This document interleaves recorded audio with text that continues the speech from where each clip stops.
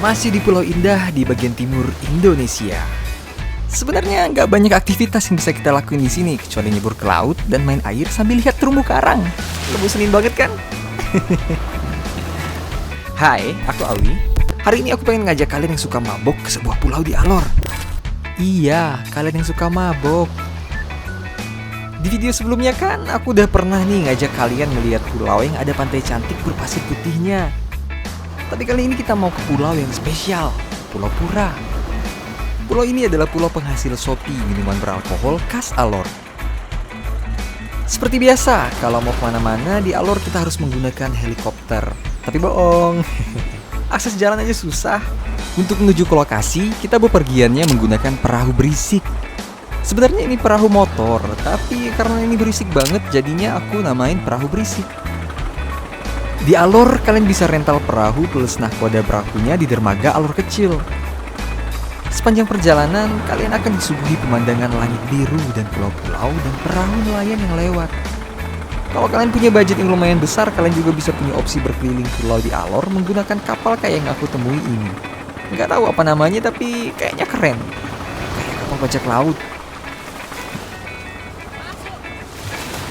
Setelah menghabiskan beberapa menit di perjalanan, akhirnya kami tiba di Pulau Pura.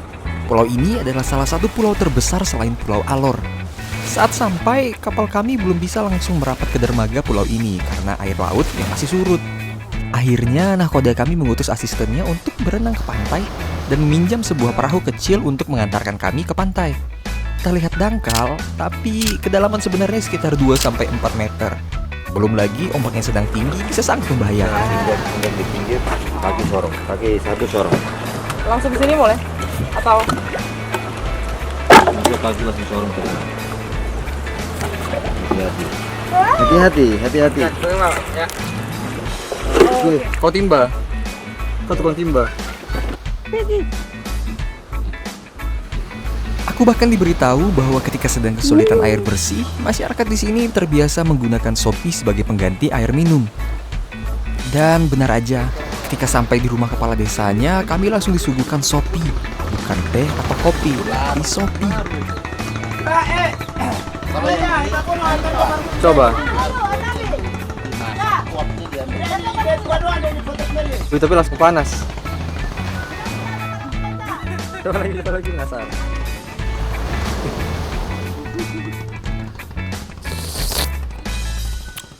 Rasanya sepet manis gimana gitu.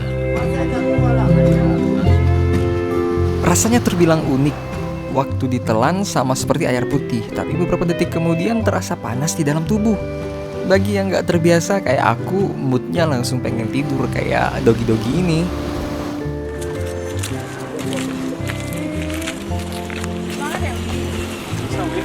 Bisa. Tidak panas lah. Oh jawab Pak. Saya juga sudah biasa. Ups, itu adalah aku yang sok-sokan kuat dan nolak waktu si bapak mau minjemin sendalnya karena sendalku ketinggalan di perahu. Aku nggak tahu kalau ternyata di siang hari panas tanah yang hampir semuanya bebatuan ini bisa mendekati panas air mendidih. Nggak tahu deh, pokoknya panas banget. Di titik ini aku udah nggak bisa ngerasain telapak kakiku.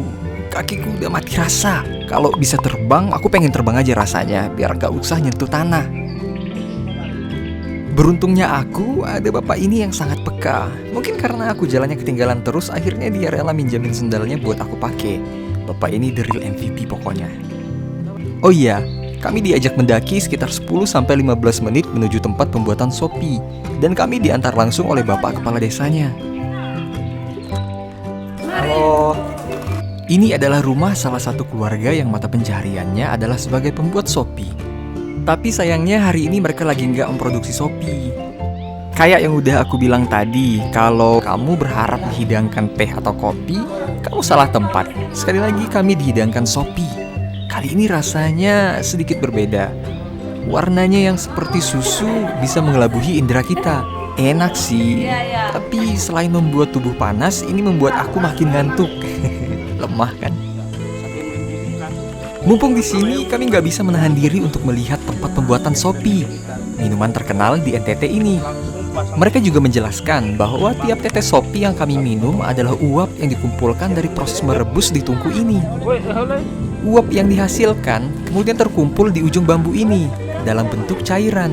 Dan cairan itu adalah sopi yang kami minum. Jadi uap itu dia ikut ini. Uap turun dia ikut ini, jadi dia masuk ke dalam. Ada berbagai macam jenis sopi. Ada yang hanya dibuat untuk minuman sehari-hari, ada juga yang khusus dibuat untuk obat. Masyarakat terkadang mencampur akar tumbuhan khusus hingga rasa sopinya menjadi lebih strong. Aku sempat nyobain, tapi aku nggak kuat. Karena kehausan dan sambil bercerita, tanpa terasa aku udah minum cukup banyak sopi. Lebih banyak dari yang seharusnya aku minum. Lebih baik kami pamit dan balik ke kapal sebelum kami meminum terlalu banyak. Terima kasih banyak ya. Terima kasih Mama. Bapak terima kasih. Sampai ketemu lagi. Terima kasih. Perjalanan ke bawah menuju perahu aku lanjutkan tanpa menggunakan sandal. Ingat bapak yang ini? Yap, dia ternyata nggak turun bareng kami. Untungnya meskipun tanahnya panas, tapi air lautnya adem banget. Seger banget rasanya pas kakiku yang tadi kebakar aku celupin ke laut. Belum lagi view-nya yang keren gini.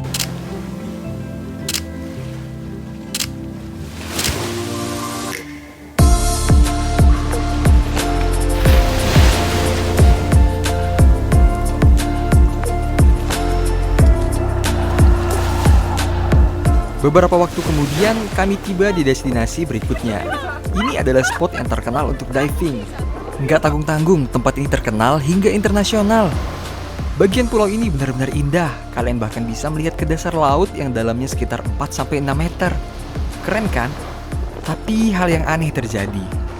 Aku ngerasain kepalaku sedikit rileks, tapi anehnya adrenalinku lebih daripada biasanya. Fix, kayaknya aku mabok deh, gara-gara sopi tadi. Tanpa terasa, aku menghabiskan lebih dari 2 jam snorkeling di sini bareng nelayan yang sedang berburu ikan secara tradisional. Seriusan, aku nggak sadar ngabisin waktu selama itu.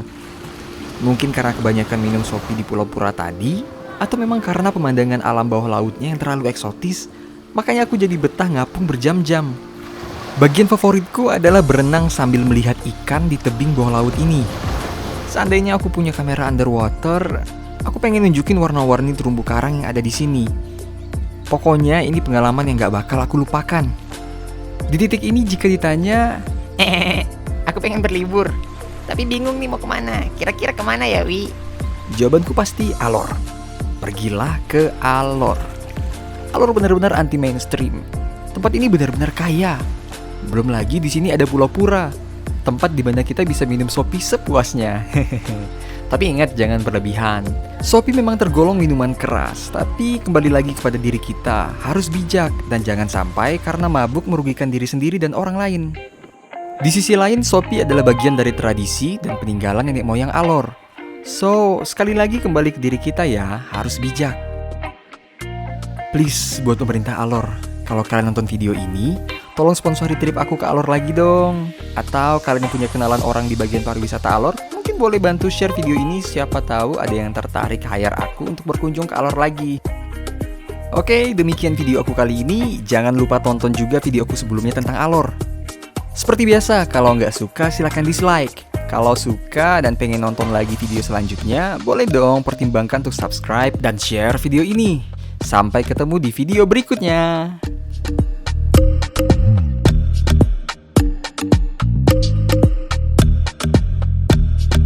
Payau gitu. Pakai ojek. Tapi mereka jalan turun di bawah berkayu. Oh, begitu. Jadi gini asli. Baru mereka ojek sampai di kampung atas. Mereka kan kampung di atas. Oh, di atas tuh. Kampung di gunung atas. Itu dia masih desa tradisional atau bagaimana? Ya, dia satu desa. Itu desa begitu ya. Ya. Tapi bangunannya sudah pakai seng begitu ya. Iya, iya. Oh. Foto lagi?